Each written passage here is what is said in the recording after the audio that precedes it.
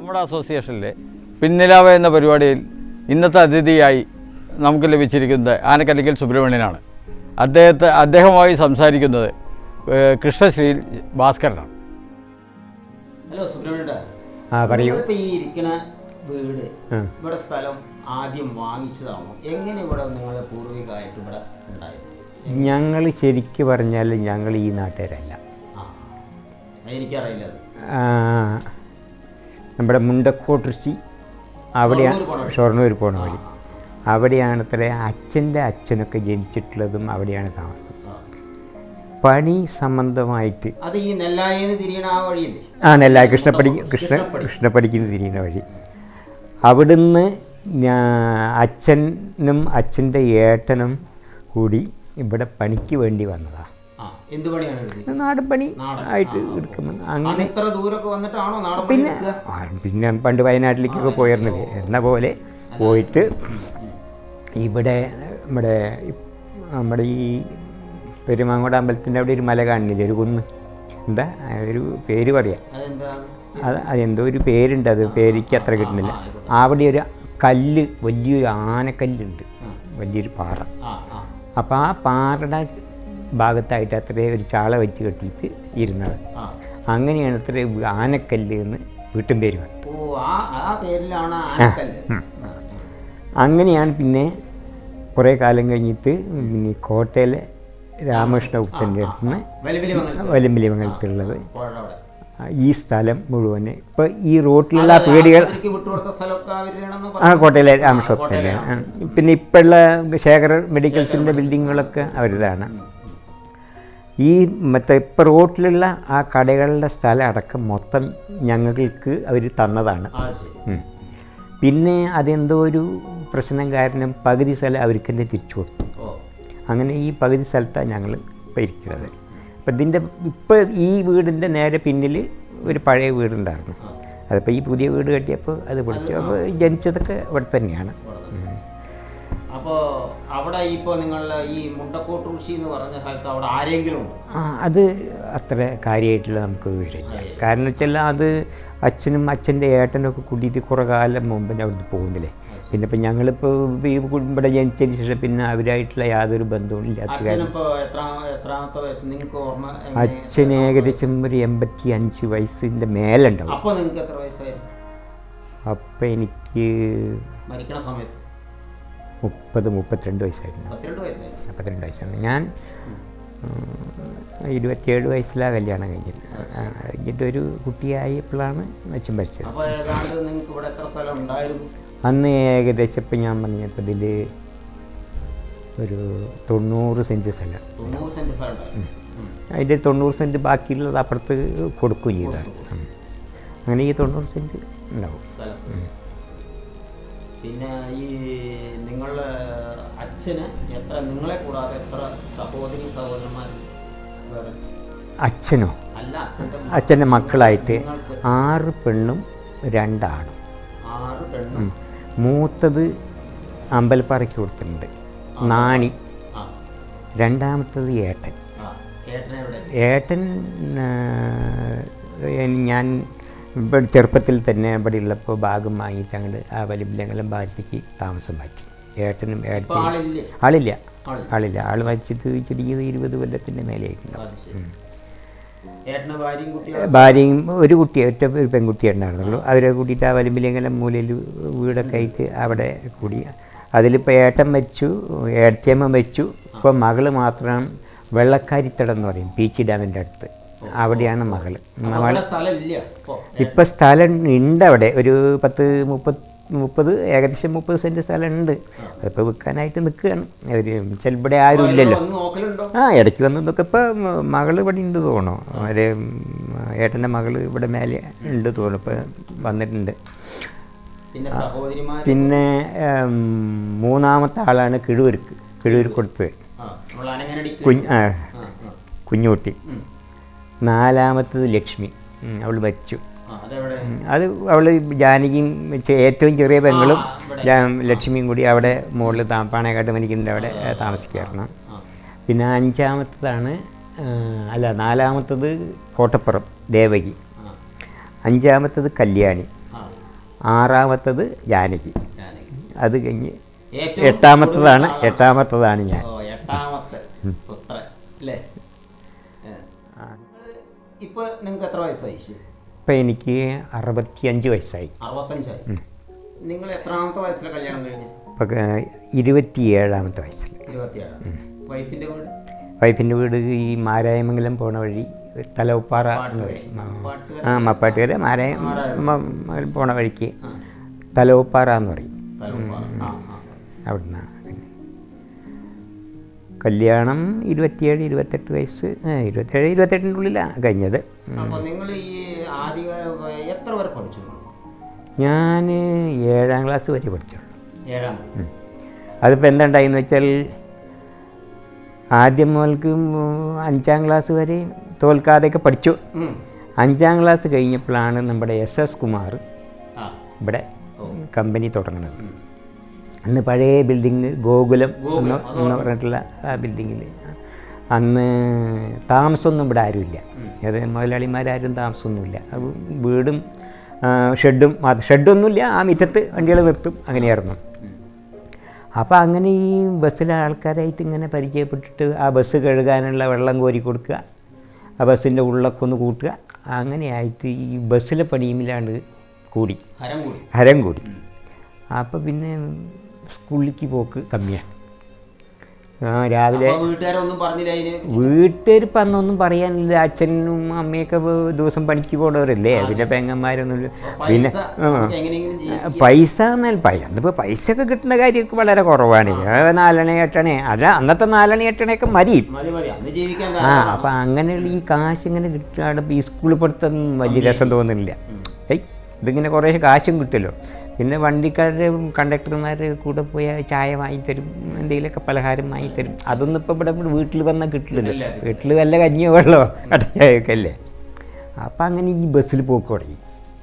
അങ്ങനെ 5ാം ക്ലാസ്സിൽ തോറ്റു, 6ാം ക്ലാസ് ജയിച്ചു, 7ാം ക്ലാസ്സിലും തോറ്റപ്പോൾ അപ്പോൾ സ്കൂൾ പഠിത്തം നിർത്തി. ആ പഠിത്തം നിർത്തിയതിന് ശേഷം SS കുമാറിന് ഒരു കൊപ്പം കൂറ്റനാട് ഒരു വണ്ടി ഉണ്ടായിരുന്നു. അല്ല അടയ്ക്കാപ്പുത്തൂര് കൂറ്റനാട് ഒരു ബസ്. എങ്ങനെ നമ്മുടെ പേങ്ങാട്ടിൽ നിന്ന് മുളയങ്കാവ് വഴിക്ക് കൊപ്പത്ത് പോയി, കൊപ്പത്ത് നിന്ന് കൂറ്റനാട്ടേക്ക്. SS കുമാറിൻ്റെ അല്ലേ. ആ ബസ് കളക്ഷൻ കമ്മിയായപ്പോൾ അവർ ഓടിയില്ല. പിന്നെ കുറേ അവിടെ കൊണ്ട് നിർത്തിയായിരുന്നു. അന്ന് ഈ ബസ് ഇതിൻ്റെ സീറ്റിംഗ് കപ്പാസിറ്റി ഒക്കെ എത്രയുണ്ടായിരുന്നു? സീറ്റിംഗ് കപ്പാസിറ്റിക്ക് 32, 35 അങ്ങനെയൊക്കെ ഉള്ളൂ. 50-ലേക്കൊന്നും എത്തില്ല, 40-ൻ്റെ ഉള്ളിലാണ്. വണ്ടി അന്ന് ബെൻസ് വണ്ടി ഇവിടെ ഉണ്ടായിരുന്നു, ബെൻസാണ്. വലത്ത് ഭാഗത്ത് 3 സീറ്റ്, ഇടത് ഭാഗത്ത് നീട്ടത്ത് ലോങ് സീറ്റ്, അങ്ങനെയുള്ള വണ്ടികളായിരുന്നു. അത് കഴിഞ്ഞിട്ട് പിന്നെ ഈ സീറ്റുകൾ നമ്മൾ ഇപ്പോൾ ട്രെയിനിലെ മാറി ഇല്ല അത് സാധാരണ ഒക്കെ മുമ്പിലേക്ക് തിരിഞ്ഞിട്ടുള്ളത് തന്നെയുള്ളൂ, അങ്ങോട്ടും ഇങ്ങോട്ടും മാറിയിട്ടുള്ളതില്ല. അങ്ങനെ ഒരു ബസ് ഉണ്ടായിരുന്നത് ഏതാണെന്നറിയോ? BMS പ്ലാപ്പറ്റ ഷൊർണൂർ ഒരു ബസ് ഉണ്ടായിരുന്നു, BMS. അത് ഈ ട്രെയിനിൻ്റെ മാതിരി കൂടും ഒക്കെ ബർത്തൊക്കെ ഉണ്ടായിരുന്നു ആ ബസ്സിന്. അതെ. ഇതിൽ പിന്നെ അതൊന്നും ഉണ്ടാവില്ല ഈ വണ്ടിയിൽ. ഇതൊക്കെ ഈ തമിഴ്നാട്ടിൽ നിന്ന് ഒരു പഴയ വണ്ടികൾ കൊടുത്തിട്ടുള്ള വണ്ടികളാണ്. അന്ന് ഇങ്ങനെ ബസ്സിൻ്റെ കൂടെ ക്ലീനറൊന്നും ഇല്ല. അന്ന് ക്ലീനറില്ല. വൈകുന്നേരം വന്ന് വണ്ടി കഴുകാനൊക്കെ അല്ലേ ക്ലീനർ. നമ്മൾ ഈ കണ്ടക്ടർമാരുടെ കൂടെ സഹായിക്കാനൊക്കെ അങ്ങനെ പോവുക, ചായയും ചോറും കിട്ടും, അതിൻ്റെ പിന്നാലെയാണ് പോവുക. അല്ലാതെ വല്ലാതെ കാശ് പ്രതീക്ഷിച്ചിട്ടൊന്നുമല്ല. അപ്പോൾ അങ്ങനെ പിന്നെ മുതലാളി 3 വണ്ടി കഴുകാൻ, അന്ന് 3 വണ്ടി ഉണ്ടായിരുന്നു. കൃഷ്ണൻ, വടക്കേപ്പാട്, ഇവിടെ മംഗലാകുന്ന അവിടെ ആണ് വീട്. അങ്ങനെ ഈ 3 വണ്ടി കഴുകാൻ ചെന്നാൽ അവിടുന്ന് കമ്പനിയിൽ നിന്ന് 4 അണ തരും. ഈ 3 ഡ്രമ്മ് വെള്ളം നിറയ്ക്കണം വണ്ടി കഴുകാൻ. കിണറ്റിൽ നിന്ന് കോരി. അന്ന് മോട്ടറും ഗീറ്ററൊന്നുമില്ല, കറണ്ട് തന്നെ വളരെ ദുർലഭമാണ്. ഇവിടെ ഉണ്ട്. അതൊന്നും നോക്കണ്ട.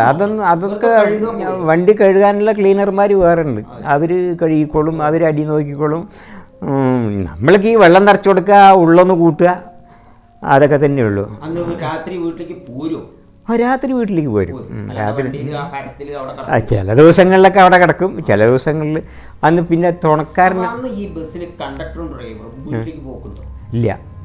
അവര് വീട്ടിൽ അവരൊക്കെ ഇവിടെ ഈ ഷെഡിൽ തന്നെ അല്ലല്ല ബസ്സിലല്ല.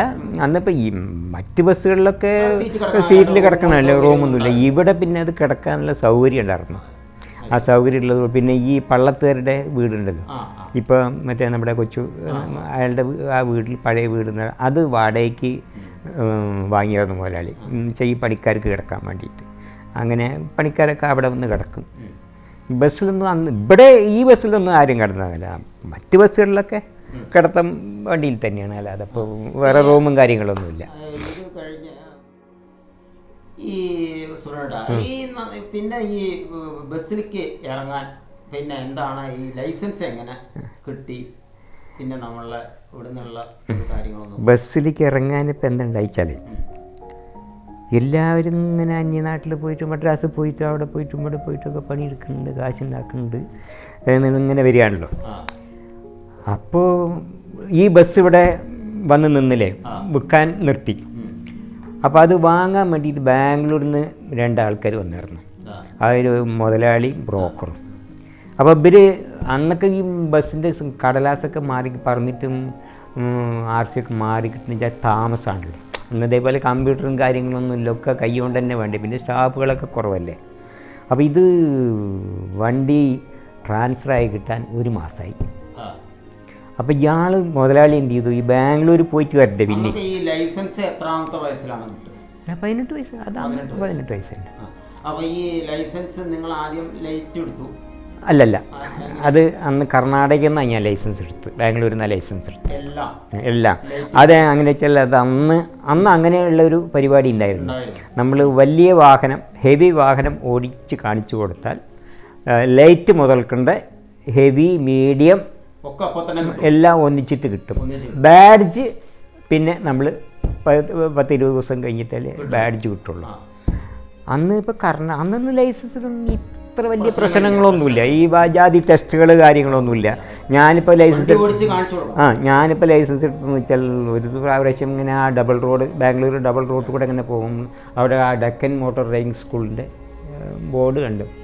അപ്പോൾ അന്നെൻ്റെ കയ്യിലെത്ര 20. അല്ല, ഞാൻ ഈ ബസ് ഇവിടുന്ന് വിൽക്കാൻ നിർത്തി പറഞ്ഞില്ല. ഈ ബസ് എൻ്റെ മുതലാളി ഇവിടെ നിന്നുണ്ടായിരുന്നല്ലോ, അയാൾക്ക് ചോറ് വാങ്ങിക്കൊടുക്കലും ചായ വാങ്ങിക്കൊടുക്കാൻ അങ്ങനെ നിന്നിട്ട്. അപ്പോൾ അയാൾ ഇങ്ങനെ പറഞ്ഞു, എന്നാൽ നീ ബാംഗ്ലൂർക്ക് പോയോട്ടോ, ഞാൻ ഈ ബസ്സിൽ പണി. അപ്പോൾ ആ ബാംഗ്ലൂർക്ക് വണ്ടി കൊണ്ടുപോകുന്ന സമയത്ത് ഞാൻ ആ ബസ്സിലാണ് പോയി. അപ്പോൾ അന്നിവിടെ വീട്ടിൽ പറഞ്ഞു ഈ ഒറ്റയ്ക്ക് ഇങ്ങനെ ചെറിയ കുട്ടിയല്ലേ, അങ്ങനെ പോകണ്ട എന്നെക്കാട്ടിലും ചെറിയ കുട്ടികളൊക്കെ നാട് വിടുന്നില്ലേ. അപ്പം ഞാനും പോയി നോക്കട്ടെ, പഠിക്കാനൊന്നും അന്ന് മോശമല്ല. ഇല്ലല്ല, അല്ലല്ല, അതൊക്കെ അതൊരു 10 കൊല്ലം കഴിഞ്ഞിട്ടാണ് വണ്ടിയൊക്കെ ഓടിക്കാൻ തുടങ്ങി. ഇല്ലല്ലേ, ഇവിടെ നിന്നല്ല, അതൊക്കെ ശീലാക്കിയത് ബാംഗ്ലൂരിൽ നിന്നാണ്. അല്ല, ഈ ബസ്സിൽ പോയിട്ട് തന്നെ ഇവിടുന്ന് ഇപ്പോൾ ഈ ബസ് വാങ്ങിക്കൊണ്ടേയില്ലേ, ഈ ബസ് വാങ്ങിക്കൊണ്ടേയിട്ട് അത് ബാംഗ്ലൂരിൽ നിന്ന് 35 കിലോമീറ്റർ അപ്പുറത്ത് കനകാപുരം എന്ന് പറയുന്ന സ്ഥലമുണ്ട്. ആ കനകാപുരം, രാംനഗർ അങ്ങനെ ആ റൂട്ടിൽ ഓടുകയായിരുന്നു ഈ ബസ്. അതിൽ ക്ലീനർ പണി എടുത്തിട്ട് 3 കൊല്ലം. അല്ലല്ല, അന്നൊന്നും പഠിച്ചിട്ടില്ല, അന്നൊന്നും പഠിക്കാൻ പറ്റില്ല. അത് ഈ ലൈൻ ബസ്സല്ലേ, അപ്പോൾ അതുകൊണ്ടൊന്നും പഠിക്കാൻ പറ്റിയില്ല. അത് കഴിഞ്ഞിട്ട് ഈ 3 കൊല്ലം അവിടെ പണിയെടുത്ത് നോക്കുമ്പോൾ പിന്നെ നമുക്കൊരു പുരോഗതി കാണാനില്ല. ഈ ക്ലീനർ പണി തന്നെ പറ്റുള്ളൂ. അപ്പോൾ എന്ത് ചെയ്തു, ഞാൻ മെല്ലെ ബാംഗ്ലൂർക്ക് പോകും. വീണ്ടും തിരിച്ച് ബാംഗ്ലൂർക്ക് പോന്നിട്ട് അവിടെ ഒരു KNS ട്രാൻസ്പോർട്ട് ഉണ്ടായി, അവിടെ പോയി കൂടി. അവിടെ ഒരു 5-6 ടൂറിസ്റ്റ് ബസ്, കുറേ ലോറികളും ഒക്കെ അവിടെ റൂമുണ്ട്. എല്ലാവർക്കും കൂടിയും കിടക്കാനുള്ള ഒരു വലിയ ഹാളും റൂമൊക്കെ ഉണ്ട്, അതിൽ പോയി കിടക്കും. അങ്ങനെ അവിടെ KNSലും കഷ്ടി ഒരു 4 കൊല്ലത്തോളം നിന്നു. ഇല്ല, അപ്പോഴും കഷ്ടി പഠിച്ചു, അങ്ങോട്ട് കൂടെ ഒക്കെ വെറുതെ ഉരുട്ടാനൊക്കെ നീക്കാനൊക്കെ പഠിച്ചു. അത് കഴിഞ്ഞിട്ട് പിന്നെ ഒരു KGN ട്രാവൽസ് ഉണ്ടായി. അത് നല്ല ടൂറിസ്റ്റ് ആയി നല്ല വണ്ടികളാണ്, ഏട്ടർ സീറ്റുകളും കൂളിംഗ് ഗ്ലാസും പാട്ടും സംഗീതമൊക്കെ ഉള്ള വണ്ടികളായിരുന്നു. അതിൽ ക്ലീനറില്ല എന്ന് പറഞ്ഞപ്പോൾ അതിൽ പോയി.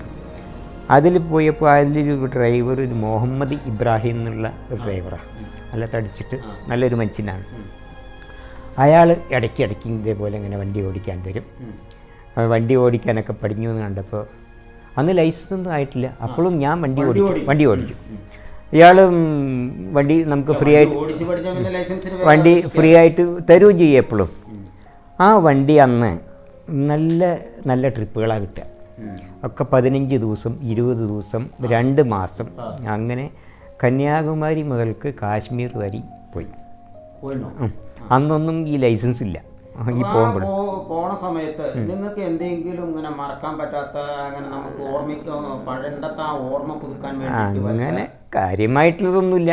ഒരു പ്രാവശ്യം വല്ല ആക്സിഡന്റോ അല്ലെങ്കിൽ വേറെ എന്തെങ്കിലും പ്രശ്നങ്ങൾ? ആക്സിഡന്റ് ഡ്രൈവർ ആയതിനു ശേഷം 2 ആക്സിഡന്റ് ഉണ്ടായി. അല്ല, നിങ്ങൾ ആ സമയത്ത് പോണ അങ്ങോട്ട് ദൂരസ്ഥലത്തേക്ക് പോകുമ്പോഴൊന്നും കുഴപ്പങ്ങളൊന്നും ഇല്ലില്ല, ഒരു കുഴപ്പമുണ്ടായിട്ടില്ല. അന്ന് ഈ പറഞ്ഞ മാതിരി ബുദ്ധിമുട്ടുകൾ അനുഭവപ്പെട്ടിട്ടുണ്ടോ? വണ്ടികൾ ബുദ്ധിമുട്ടെന്ന് വെച്ചാൽ അല്ല ചില്ലറ ബുദ്ധിമുട്ടുകൾ. ഒരു പ്രാവശ്യം ഞാൻ പെട്ടെന്നാണ് നോർത്തിലേക്ക് കാശ്മീരിലേക്ക് പോകാൻ ട്രിപ്പ് കിട്ടിയത് വെച്ചാൽ ഞാൻ പോണ ബസ്സല്ല, കമ്പനി ബസ് തന്നെ. ആ ബസ്സിലത്തെ ക്ലീനർക്ക് വണ്ടി ഓടിക്കാൻ അറിയില്ല. അപ്പോൾ ഈ നോർത്തിലേക്ക് 60 ദിവസത്തെ ട്രിപ്പ് പോവുമല്ലേ. അപ്പോൾ ഡ്രൈവർക്ക് ഒന്ന് റെസ്റ്റ് കൊടുക്കാൻ ഡ്രൈവിങ് അറിയുന്ന ആളാണെന്ന് വെച്ചാൽ നല്ലതെന്നും പറഞ്ഞിട്ട് അങ്ങനെ എന്നെ അതിലേക്ക് മാറ്റി. അങ്ങനെ ആ വണ്ടിയിൽ പോകുമ്പോഴാണ് ഒരു പ്രാവശ്യം മഥുരയിൽ വെച്ചിട്ട്, ശ്രീകൃഷ്ണൻ്റെ ജന്മസ്ഥലം മഥുര, അവിടെ വെച്ചിട്ട് ലഗേജ് കെട്ടുക, ടാർപ്പായിട്ടിട്ട് കയറുകൾ. ആ കയറാൻ പൊട്ടി വീണ് ഒന്നും പറ്റിയില്ല. ശരിക്ക് പറയില്ലേ പൂച്ച വീണ് മരി അങ്ങനെ വീണു, പക്ഷെ ഒന്നും പറ്റിയില്ല. അങ്ങനെ ഒരു അബദ്ധം പറ്റി. പിന്നെ അവിടുന്ന് ഇതൊക്കെ കഴിഞ്ഞു, ലൈസൻസ് എടുത്തു. പിന്നെ നിങ്ങൾ അടുത്ത പരിപാടി എന്താ ചെയ്തത്? അടുത്ത പരിപാടി എന്ന് വെച്ചാൽ ബസ് അവിടെ ടൂറിസ്റ്റ് ബസ്സിൽ തന്നെ ഞാൻ ക്ലീനർ പണി എടുത്തിരുന്ന ബസ്സിൽ തന്നെ ഡ്രൈവറായിട്ട് പോയിട്ടൊരു ഏകദേശം 4 കൊല്ലം പണിയെടുത്തു. അത് കഴിഞ്ഞപ്പോൾ ഇവിടെ വീട്ടിലെ ആളില്ല, എല്ലാവർക്കും വയസ്സായി, അങ്ങനെയാണെന്നും പറഞ്ഞിട്ട് നാട്ടിലേക്ക് വന്നു. നാട്ടിലേക്ക് ഇവിടെ വന്നിട്ട് പെട്ടെന്ന് പണി കിട്ടിയത് ഒരു ലോറിയിലാണ്. ഒരു 5-6 മാസം ആ ലോറിയിൽ പോയി. അത് കഴിഞ്ഞിട്ട് പിന്നെ മുതലാളി SS കുമാർ മുതലാളി പെട്ടെന്ന് ഡ്രൈവർക്ക് എന്തോ സുഖമില്ല എന്ന് പറഞ്ഞിട്ട് വേഗം വിളിച്ചു. അങ്ങനെ കാരാകുറിച്ചി ബസ്സിൽ ഓടി 1 കൊല്ലം അവിടെ SS കുമാറിൽ പോയി. അവിടുന്ന് പിന്നെ എന്തൊക്കെ ചെറിയ പ്രശ്നമായിട്ട് പിന്നെ പോയില്ല. അത് കഴിഞ്ഞിട്ട് ഒരാഴ്ച കഴിഞ്ഞപ്പോഴത്തേക്ക് ബസ് കണ്ടക്ടറും മറ്റേ ഡ്രൈവറും മാത്രമേ ഉണ്ടാവുള്ളൂ. അന്ന് ഞാൻ ഇവിടെ SS കുമാറിൽ പോണ കാലത്ത് അന്ന് 10 വയസ്സിൻ്റെ കാലം, അല്ല 30 വയസ്സിൻ്റെ കാലം. 10 വയസ്സ് ആദ്യമായിരുന്നു. ഞാൻ ഇവിടെ നാട്ടിൽ വന്നതിന് ശേഷം പിന്നെ 30. ബാംഗ്ലൂരിൽ അങ്ങനെ ഒരു 10-16 കൊല്ലം നിന്നിട്ടാണ് ഇങ്ങോട്ട് പോകുന്നത്. ഇവിടെ വീട്ടിൽ പിന്നെ SS 1 കൊല്ലം തുടർന്നു. 1 കൊല്ലം പോയിട്ട് എന്തോ ചെറിയൊരു പ്രശ്നമായിട്ട് അവിടുന്ന് ഒഴിവായി വേഗം മയിൽവാനത്തിൽ പോയി കയറി. മയിൽവാൻ ഷൊർണൂർ മയിൽവാനത്തിൻ്റെ ഒരു 16 കൊല്ലം. അങ്ങനെ എല്ലാ റൂട്ടിലേക്കും വിടും. ഞാൻ എല്ലാവരും തരില്ല, നമുക്ക് ഇഷ്ടപ്പെട്ടതൊന്നും തരില്ല.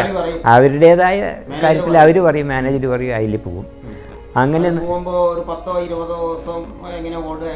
20 ദിവസമൊന്നുമല്ല പറയല്. 16 ദിവസം നമുക്ക് 15 ദിവസം 16 ദിവസം ഡ്യൂട്ടി ഉള്ളൂ എന്നൊക്കെ പറയും. പക്ഷേ അത് അന്ന് ഞാൻ ആദ്യം ചെന്നപ്പോൾ 40 ഉറുപ്പ്യ ശമ്പളവും 3 ഉറുപ്പ്യ 2.25 2.25 2.25 കണ്ടക്ടർക്ക് 2.25 ഡ്രൈവർക്ക് ബത്ത 40 ഉറുപ്പ്യ ശമ്പളം. അങ്ങനെ ഉണ്ടായിരുന്നു. അന്ന് ഊണിന് 3 ഉറുപ്പ്യ, ഏറിയ നല്ല ഊണൊക്കെ ആണെങ്കിൽ 5 ഉറുപ്പ്യ അത്രയൊക്കെ ഉണ്ടായിരുന്നു. അപ്പോൾ ഇന്ന് ഒരു 10-15 ദിവസം ഒരു റൂട്ടിലാണെന്ന് നമുക്ക് അത് കഴിഞ്ഞാൽ ആ സ്ഥിരമായിട്ട് അത് ഓടാൻ പറ്റില്ല.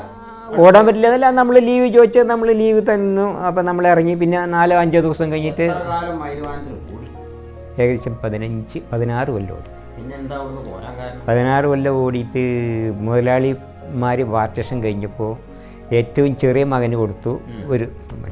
അയാൾക്ക് 3 ബസ് ആണ് ഭാഗം കിട്ടിയത്. 3 ബസ്സിൻ്റെ കൂടെ ഒരു 3 ബസ്സും കൂടി ആക്കി 6 ബസ്സായി. 6 ബസ്സായി എന്നല്ല, 1 കൊല്ലം കഴിഞ്ഞപ്പോഴത്തേക്ക് ഓരോന്ന് വെക്കൽ തുടങ്ങി. അപ്പോൾ പിന്നെ നമുക്ക് ഈ സ്ഥിരം പെർമനൻ്റ് ആവുകൊണ്ട് ഡ്യൂട്ടി കിട്ടാതെയായി. പിന്നെ ശമ്പളമൊന്നും കൃത്യമായിട്ട് അങ്ങനെ തരില്ല. അപ്പോൾ അതിൻ്റെയൊക്കെ പേരിൽ പിന്നെ ഞാൻ ഇവിടെ വീടിന് കുറേ കടമൊക്കെ ഉണ്ടായിരുന്നു. അതൊന്നും വീട്ടാൻ നിന്നിപ്പോൾ ഇതുകൊണ്ട് നടക്കില്ല എന്ന് പറഞ്ഞിട്ട് അങ്ങനെ അവിടെ നിന്ന് അങ്ങനെ ഒഴിവായി. പിന്നെ ഉണ്ടായില്ലേ, ഞാൻ പിന്നെ അത് കഴിഞ്ഞിട്ട് 99 മയിൽവാനത്ത് നിന്ന് പോന്നു. പിന്നെ അത് കഴിഞ്ഞിട്ട് എന്താ കഴിഞ്ഞു? പിന്നെ അത് കഴിഞ്ഞിട്ട് ഇവിടെ വന്നിട്ട് ഒരു 6 കൊല്ലം ഓട്ടോറിക്ഷ ഓടിച്ചു. അന്ന് പെട്രോൾ വണ്ടിയായിരുന്നു. ഓട്ടോറിക്ഷ ഓടിച്ചിട്ട് പിന്നെ വേണ്ടാന്ന് തോന്നി, അതങ്ങനെ നിർത്തി. പിന്നെ സ്കൂൾ ബസ്സിൽ ഇവിടെ ഒരു 10 കൊല്ലം, നമ്മുടെ ശ്രീകൃഷ്ണ സ്കൂൾ ബസ്സിൽ ഒരു 10 കൊല്ലം പോയി. അതും ഈ പറഞ്ഞ വയസ്സായതിൽ പിന്നെ വലിയ ബസ് വേണ്ടാന്ന് തോന്നി. അപ്പോൾ ആ സ്കൂൾ ബസ് ഒഴിവാക്കി. പിന്നെ ഇപ്പോൾ പ്രൈവറ്റ് കാറുകളിലങ്ങനെ ആരെങ്കിലുമൊക്കെ വിളിക്കും, അതിനിങ്ങനെ പോയിരുന്നു. ഇപ്പം അതും ഓട്ടമില്ല. അപ്പോൾ വീണ്ടും ഒരു ഓട്ടോറിക്ഷ എടുത്തു, അങ്ങനെയാണ് കൂടി. ഈ ഡ്രൈവിംഗ് സമയത്ത് ബസ്സിൽ എന്തിലൊക്കെ ഓടുന്ന സമയത്ത് വല്ല ആൾക്കാരായിട്ട് വല്ല കച്ചറ കാര്യങ്ങളോ എന്തെങ്കിലും ഉണ്ടായിട്ടുണ്ടോ? ഈ ബാംഗ്ലൂരിലുള്ളപ്പോൾ ടൂറിസ്റ്റ് ബസ്സല്ലേ, അത് പറയാം. ബാംഗ്ലൂരാകുമ്പോൾ ഈ ഡ്രൈവറായിട്ട് വന്നപ്പോൾ ഒരു പ്രാവശ്യം ഒരു ആക്സിഡൻറ്റ്, മെയിൻ ലീഫ് പൊട്ടിയിട്ട് ഒരു പാടത്തേക്ക് വണ്ടി പോയി നിന്നു, അങ്ങനെ ഉണ്ടായി. അല്ലാതെ വേറൊന്നും, അത് ആൾക്കാർക്കൊന്നും പ്രശ്നമൊന്നും ഉണ്ടായില്ല. പിന്നെ ഇപ്പോൾ ഇവിടെ നാട്ടിൽ വന്നിട്ട് ഇപ്പോൾ ഈ മയിൽവാനത്തിൽ ഓടുന്ന സമയത്ത് ഈ കോട്ടപ്പുറത്ത് നമ്മുടെ ദർശന കോളേജിലെ കുട്ടികൾ ഒരു പ്രാവശ്യം ബസ് കിടക്കണ്ടായി.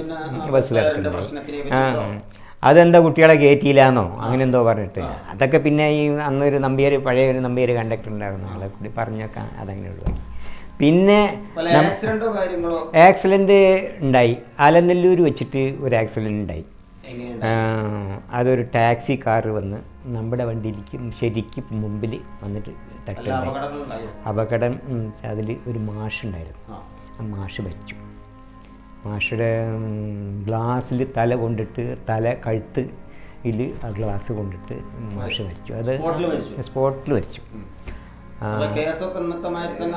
അന്ന് കേസുണ്ട്. അതേപോലെ തന്നെ കേസിന് ഞാൻ പല പ്രാവശ്യം പോയി. മണ്ണാർക്കാട് അന്നൊന്നുമില്ല. അതൊക്കെ ഇപ്പോൾ ഒരു 10-12 കൊല്ലത്തിന് ശേഷമാണ് ഈ തൊരടിവേളൊക്കെ വന്നത്. നമ്മൾ ഈ മറ്റേ വണ്ടി ആക്സിഡന്റ് ഉണ്ടായി, അപ്പൊ ആ സമയത്ത് ഇപ്പൊ കണ്ടിട്ടുണ്ട് ചില ആൾക്കാർ വല്ല ആക്സിഡന്റ് ഉണ്ടായ ചെറുതായിട്ടുണ്ട്, ചില അവിടെയുള്ള ആൾക്കാർ വന്നിട്ട് ഈ ഡ്രൈവറെ പിടിച്ചടിക്കുക, കണ്ടക്ടറെ പിടിച്ചടിക്കുക, അങ്ങനെ വല്ല അന്നുണ്ടോ? അങ്ങനെ വല്ല ആ പ്രശ്നങ്ങളൊന്നും വളരെ ദുർലഭമാണ്. ബസ്സുകാരെ സ്നേഹിക്കലുണ്ട്. ബസ്സുകാരെ അന്നൊക്കെ ബസ് വളരെ കുറവായതുകൊണ്ട് ബസ്സിലുള്ള ആൾക്കാർക്കൊക്കെ എത്ര ഗ്യാപ്പ് ഇട്ടിട്ടാണ് വണ്ടി ഓടുക? അന്നൊക്കെ ഒരു 15 മിനിറ്റ് 20 മിനിറ്റൊക്കെ ഗ്യാപ്പ് ഉണ്ടേ. ഇപ്പോഴല്ലേ 2 മിനിറ്റും 3 മിനിറ്റൊക്കെ ഉള്ളൂ. അങ്ങനെ പിന്നെ ആ ഒരു ആക്സിഡൻ്റ് ഉണ്ടായി. പിന്നെ ഒരു ആക്സിഡൻറ്റ് മംഗലത്ത് വെച്ചിട്ടുണ്ടായി. മംഗലത്ത് വെച്ചിട്ട് ഇതേപോലെ ഒരു ലോറി സ്ലിപ്പായി വന്നിട്ട് നമ്മുടെ ബസ്സുമ്പിൽ തട്ടുണ്ടായി. അന്ന് എനിക്ക് തലയ്ക്കിൽ ഒരു മുറിയായി, ചെവിട്ടുമ്പിലൊക്കെ നിറയെ മുറി ഉണ്ടായിരുന്നു. ചെറിയ മുറികൾ, അല്ല അതിന് വേറെ കാര്യമായിട്ട് വേറെ പ്രശ്നങ്ങളൊന്നും ഉണ്ടായിട്ടില്ല. ഈ 10-16 കൊല്ലം ഓടിയിട്ടും ഈ പറഞ്ഞ മാതിരി ഒരു കുഴപ്പമൊന്നും ഉണ്ടായിട്ടില്ല. അതത്ര തന്നെ കുടുംബം. ഇപ്പം എൻ്റെ കുട്ടികളുള്ളതും കുട്ടികൾ നോക്കിയതും ഈ വീടുണ്ടായതൊക്കെ. കല്യാണം കഴിച്ചത് 27 വയസ്സ് കഴിഞ്ഞിട്ട് കല്യാണം കഴിഞ്ഞ്. ആദ്യം മൂത്തതൊരു പെൺകുട്ടി, പിന്നെ അതൊരു ആൺകുട്ടി, പിന്നെ ഒരു ആൺകുട്ടി, അങ്ങനെ 3 കുട്ടികളുണ്ടായിരുന്നു. അവരുടെയൊക്കെ കല്യാണം കഴിഞ്ഞു. കുട്ടികളൊക്കെ എല്ലാവർക്കും കുട്ടികളായി. കുഴപ്പമൊന്നുമില്ല. അതെ, വലിയ കുഴപ്പമൊന്നുമില്ലാതെ അതെ. ദൈവം സഹായിച്ചിട്ട് കയ്യിനും കാലിനും കേടില്ലെങ്കിൽ ഇനി അങ്ങനെയാണ് പോട്ടെ എന്ന് വിചാരിക്കുക. അല്ല, വിടില്ല എന്ന് അതുമല്ല. ഈ ജോലി എന്ന് പറഞ്ഞാൽ പിന്നെ നമ്മൾ അതിൻ്റെ ഇടയിൽ വേറെ ഒരു പണിക്കും മെനക്കെട്ടും ഉണ്ടായില്ല, പൂവലും ഉണ്ടായിട്ടില്ലല്ലോ. അതുകൊണ്ട് പിന്നെ വേറൊരു പണിക്ക് പോകാൻ പറ്റില്ല. ഇത് പഠിച്ചിട്ടല്ലേ ഉള്ളൂ. അപ്പോൾ ഞാൻ വീണ്ടും ഈ പറഞ്ഞ മാതിരി അതന്നെ ഈ ഓട്ടോറിക്ഷ വാങ്ങാൻ കാരണം.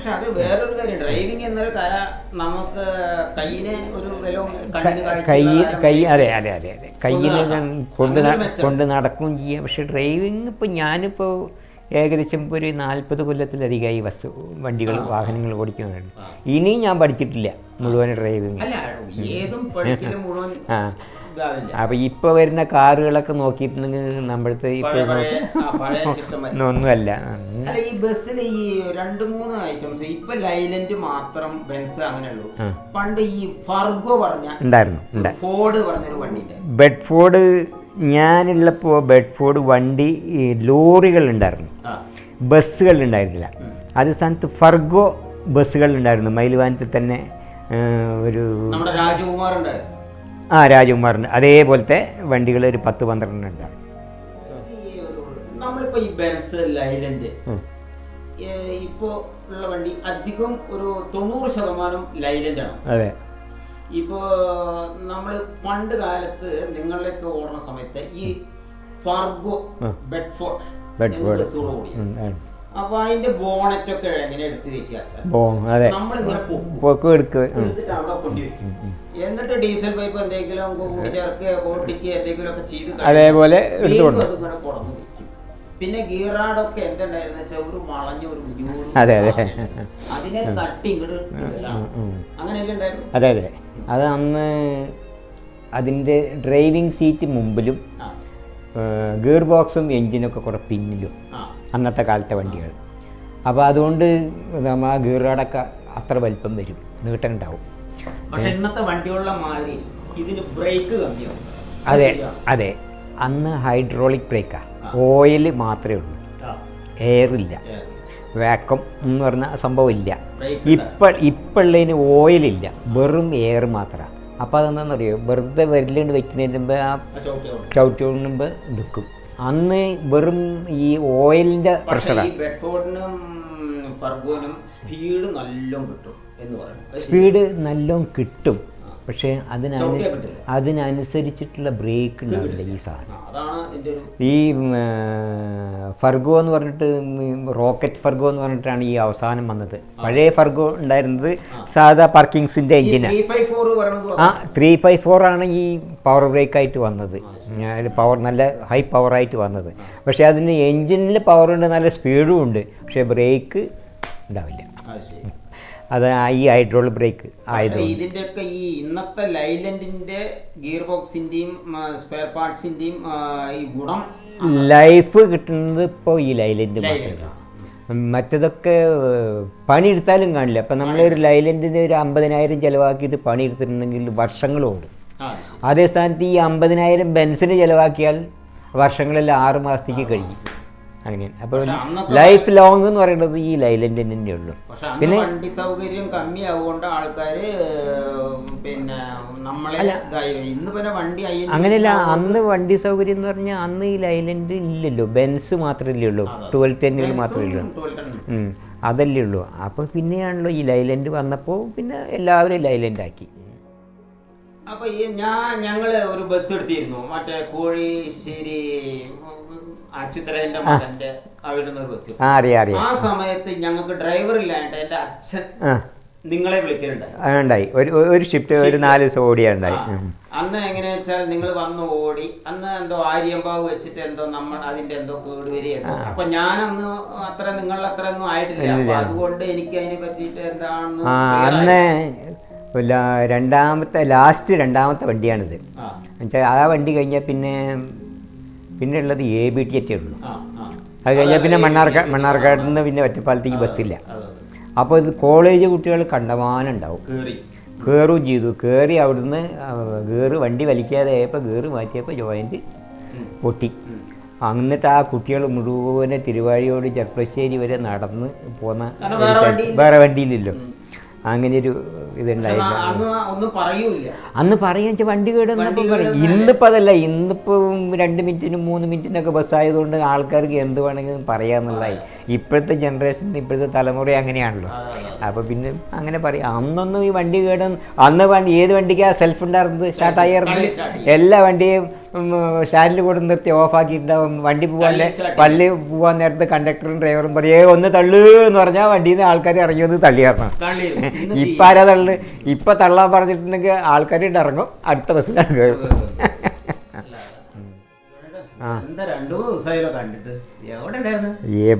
എവിടേക്കും പോവല്ലാന്ന്. ഇപ്പം ഈ ലോക്ക്ഡൗൺ കാരണം എവിടേക്ക് പോകണേ. പിന്നെ ഇപ്പോൾ ചെറിയൊരു ഓട്ടോറിക്ഷ വാങ്ങിയിട്ടുണ്ട്. അപ്പോൾ എന്തെങ്കിലുമൊക്കെ ഓട്ടം കിട്ടുമ്പോൾ അങ്ങനെ പോകും. എനിക്കിപ്പോ സമയം പോകുന്നുണ്ട്. കാരണം ഞാൻ അവിടെ ഒരു ചെറിയൊരു പെരപ്പടിയിൽ ഇങ്ങനെ സമയം പോകുന്നുണ്ട്. രാവിലെ അങ്ങോട്ട് പോകും, വൈകുന്നേരം അങ്ങോട്ട് പോകും. അതുകൊണ്ട് എനിക്ക് സമയം പോകുന്നുണ്ട്. ഇവിടെ അപ്പോൾ അതിനൊരു യാതൊരു വഴിയും കാണാനില്ലേ. അപ്പം അതുകൊണ്ട് 4 മാസം ഇവിടെ വെറുതെ ഇരുന്ന് നോക്കുമ്പോൾ ഷുഗറൊക്കെ കൂടി ആകെ പ്രശ്നമായി. അപ്പോൾ അതിൻ്റെ പേരിൽ ഇപ്പം എന്താക്കിച്ചാൽ മെല്ലെ ഈ ഓട്ടോറിക്ഷയിൽ വാങ്ങി അല്ല നമ്മൾ ഓട്ടം കിട്ടിയില്ലെങ്കിലും അത് നമുക്ക് അവിടെ പോയിരുന്ന നമുക്ക് ആ ഈ റോട്ടിൽ പോയിരുന്ന് അവിടെ പോയിരുന്ന് 4 ആളെ കണ്ടാൽ നമുക്കതൊരു സമാധാനം, മനസ്സിനൊരു ഇതാണ്. അതേപോലെ ഇപ്പോൾ രാവിലെ കുറച്ച് നേരം നടക്കാനൊക്കെ പോകുന്നുണ്ട്. അത് പോയിട്ടില്ലെങ്കിലും അന്നത്തെ ദിവസം ആകെ കഴിഞ്ഞുകൊണ്ടാണ്. അപ്പോൾ അങ്ങനെയൊക്കെ ആയിട്ട് ഇപ്പോൾ ഒരു ഓട്ടോറിക്ഷയായിട്ട് ഇങ്ങനെ കുടിയിറക്കുകയാണ്.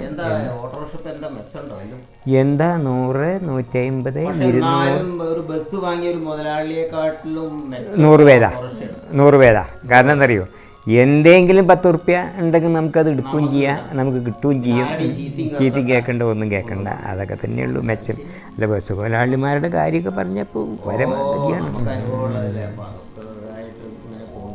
പിന്നെ ഇപ്പോൾ വെറുതെ ഇരുന്നാൽ ഇതുവരെ ശീലിച്ചിട്ടില്ലല്ലോ. അതിൻ്റെ പേരിൽ ഇപ്പം അതും കൂടി എടുത്തിട്ട് ഇങ്ങനെ രാവിലെ ഒരു 7:30 പോയാൽ നമുക്ക് വയ്ക്കുമ്പോൾ പോയാൽ മതിയല്ലോ. അല്ല, അപ്പോൾ ഇനിയിപ്പോൾ എന്തായാലും നമുക്ക് ലക്ഷങ്ങളൊന്നും ഉണ്ടാക്കാൻ പറ്റില്ല. അപ്പോൾ നമ്മുടെ കാര്യങ്ങളും പട്ടച്ചെലവും കഴിഞ്ഞിട്ട് നമ്മുടെ ശരീരത്തിനൊരു സുഖം അങ്ങനെ പോവുക. അതിന് വേണ്ടിയിട്ട് വാങ്ങി അങ്ങനെ ഇട്ടു. സ്വന്തമായിട്ട് തന്നെ, കടവും കാര്യങ്ങളൊന്നുമില്ല. ഇപ്പം കടം കാര്യങ്ങളൊക്കെ ആയിട്ട് ഇത് പലിശ കൊടുക്കാനും ഒക്കെ എവിടുന്ന കിട്ടുന്നത്?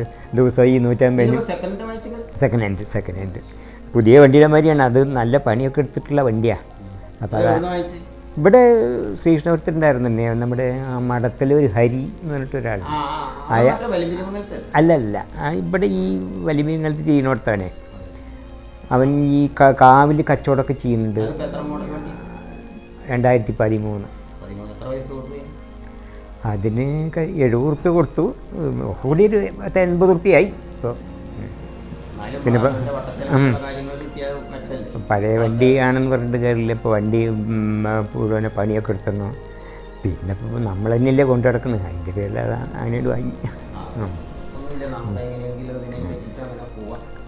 കുഴപ്പമൊന്നുമില്ല, അങ്ങനെ പോകുന്നുണ്ട്. ഇപ്പോൾ ശരീരത്തിനൊരു സുഖമുണ്ട് ഇപ്പോഴേ. അതിപ്പോൾ ഇപ്പോൾ രാവിലെ ഇപ്പോൾ ഇവിടുന്ന് 7:30 പോയി, അവിടെ സ്റ്റാൻഡിൽ കൊണ്ട് നിർത്തി ഇങ്ങനെ വിളിച്ചു. ഞാൻ അങ്ങോട്ട് വന്നു. ഇതുവരെ ഒരു ഓട്ടത്തിനൊന്നും പോയിട്ടില്ല, ആരോട്ട് വിളിച്ചില്ല. അല്ല, അവിടെയുള്ള വണ്ടികളൊക്കെ അങ്ങനെ തന്നെ വന്ന് നിൽക്കലുണ്ടായിരുന്നല്ലോ.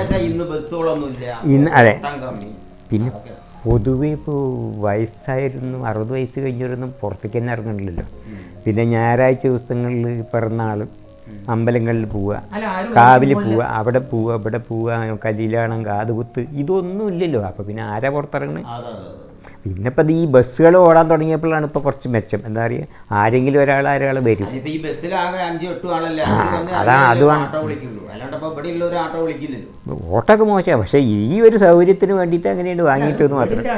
അതെ, നമുക്ക് പിന്നെ ഈ ചായ കുടിക്കാനും ചോറിനാനും ഇപ്പോൾ വെറുതെ ഇങ്ങോട്ട് റോട്ടിലേക്ക് കയറി വേണ്ടല്ലോ, വീട്ടിലേക്ക് കയറല് വേണ്ട. മറ്റവർക്ക് അങ്ങനെയല്ല. മറ്റുള്ളവർക്കൊക്കെ ഈ കുറ്റാശ്ശേരി കുറുവട്ടൂരിലവർക്കൊക്കെ നല്ല പ്രശ്നമാണ്. 100-150 രൂപയുടെ ദൂരം ഓടിയിട്ട് ഇവിടെ വരുന്നവർ പിന്നെ തിരിച്ചാനും. അപ്പോൾ നമ്മളിപ്പോൾ കുറേ കാര്യങ്ങളൊക്കെ ചോദിച്ച് മനസ്സിലായി, നമ്മളെ പഴയ കാലത്തെ കാര്യങ്ങളൊക്കെ കുറേ അറിവ് തന്നു. അപ്പോൾ ഇപ്പോൾ നമ്മളൊരു അസോസിയേഷൻ, ഇവിടെ മഹാത്മാ അസോസിയേഷൻ പറഞ്ഞ് ഇപ്പോൾ നമ്മൾ താമസിക്കുന്ന സ്ഥലത്ത് ഒരു അസോസിയേഷൻ ഉണ്ടാക്കി. അത് ഇപ്പോൾ എങ്ങനെയാണ്? ഇപ്പോൾ ഈ കൊറോണയുണ്ട്, നമ്മൾ മാസം നമ്മളിപ്പോൾ കൂടുന്നില്ല. പക്ഷെ അതിൻ്റെ എന്താണ് സുബ്രഹ്മണ്യേട്ടൻ്റെ ഒരു അഭിപ്രായം? അസോസിയേഷൻ കൂടിയത് നമുക്ക് നല്ലൊരു കാര്യമാണ്. പക്ഷെ ചിലവർക്കൊരു വിചാരം ഉണ്ടാവും ഇതിപ്പോൾ എന്തിനാ എന്നുള്ളത്. പക്ഷേ അതല്ല, നമുക്കിപ്പോൾ ഒന്നുമില്ലെങ്കിൽ ഇപ്പോൾ ഒരു വീട്ടിൽ നിന്ന് ഒരു വീട്ടിലേക്ക് ഒരാൾ പോവില്ല. ഇപ്പോൾ ഇങ്ങനെ ഒരു സംഭവം ഉള്ളത് കൊണ്ട് ഒരു വീട്ടിൽ നിന്ന് ഒരാളെങ്കിലും എല്ലാവരും കൂടി ഒത്തുകൂടി ഒരു ഞായറാഴ്ച അല്ലെങ്കിൽ 74 വീടുകൾ ഇവിടെ ഉണ്ട്. പക്ഷെ പണ്ട് നമ്മൾ ഇതിനെ നടന്നു പോകുമ്പോ ഇപ്പൊ ഞാനും സുബ്രഹ്മണ്യേട്ടനും ബസ്സിലത്തെ എന്തെങ്കിലും കാര്യങ്ങളോ അല്ലെങ്കിൽ എന്തെങ്കിലും കാര്യങ്ങൾ ചോദിക്കും. ഇപ്പൊ നമ്മൾ ആ 73 അപ്പുറത്തുള്ള റോഡ് സൈഡിലുള്ള അവിടെയുള്ള ആൾക്കാരുടെ നമ്മള് കണ്ട അവരുടെ കുട്ടികളെ അറിയില്ല. അപ്പൊ നമ്മളിപ്പോ ഒരു കിസ് നടത്തുന്നുണ്ട് ഇതിനെ മഹാത്മാ ഈ കൊറോണ വന്ന സമയത്ത്. അപ്പൊ എന്താ വെച്ചാൽ ഇപ്പൊ ഏത് വീട്ടിലെ കുട്ടിയാണെന്ന് നമുക്ക് ഇപ്പൊ അറിയാൻ സാധിക്കും. മറ്റത് അറിയില്ല. മറ്റേത് ഇപ്പൊ ഇതിനെ പോവുകയാണെന്ന് വെച്ചാൽ ആ കുട്ടികളും നമ്മളെ അറിയില്ല.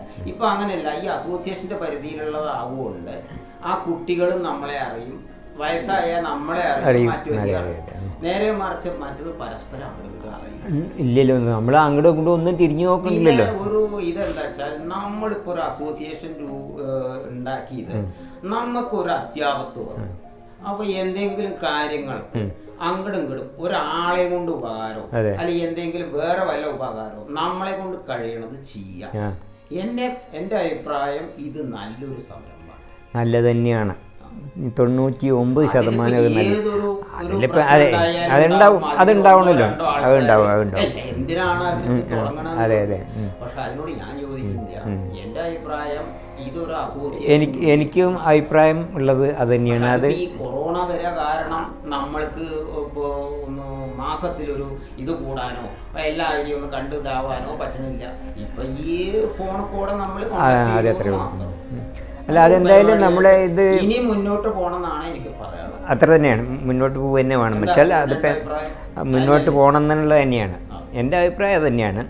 പക്ഷേ ഈ പറഞ്ഞ മാതിരി എപ്പോഴും എല്ലാ മാസവും ചിലപ്പോൾ കൊണ്ട് നമുക്ക് പല കാര്യങ്ങൾക്കും അന്ന് വാട്ടർ വെള്ളത്തിന്റെ കാര്യങ്ങൾ നടന്നു. ഇപ്പൊ റോഡ് ശരിയായി വരുന്നുണ്ട്. ഒന്നും കൂടി നമ്മൾ എല്ലാവരും കൂടി പരിശ്രമിച്ചാൽ ഇത് ഇനി നന്നായി മുന്നോട്ട് പോകാനാണ്. അങ്ങനെ തന്നെ ഉണ്ടാവണം എന്നാണ് വിചാരിക്കുന്നത്. എല്ലാവരും അതിന് സഹകരിക്കണം എന്നും വിചാരിക്കുന്നുണ്ട്. പക്ഷെ അതന്നെ, പക്ഷേ ഏതെങ്കിലും ഒന്നും ആരെയൊക്കെ അതിൽ ഉണ്ടാവും. അതൊക്കെ പോട്ടെ, അത് മുഴുവനും നോക്കിയിട്ടൊന്നും കാര്യമില്ല.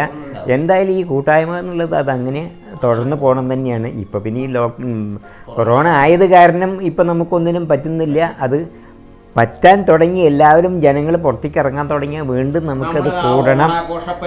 അതെ, ആ ഒരു ദിവസം രാവിലെ വൈകുന്നേരം ഈ നമ്മള് ഒരു പരിപാടിക്കും പങ്കെടുക്കാത്ത നമ്മളടക്കം പരിപാടിക്ക് പങ്കെടുത്ത സുഖമായിട്ടാണ്. നന്നായി കുട്ടികൾക്ക് നല്ല അഭിപ്രായമാണ് അതിനെ പറ്റിയിട്ട്. കാരണം നമ്മളടുത്ത് ഇവിടെ എല്ലാവരും കൂടി എല്ലാ വീട്ടിലേക്കും എൻ്റെ അഭിപ്രായം എന്തായാലും അത് തുടർന്ന് പോകണം എന്നുള്ളത് തന്നെയാണ്. ദൈവം സഹായിക്കട്ടെ, അത്ര തന്നെ.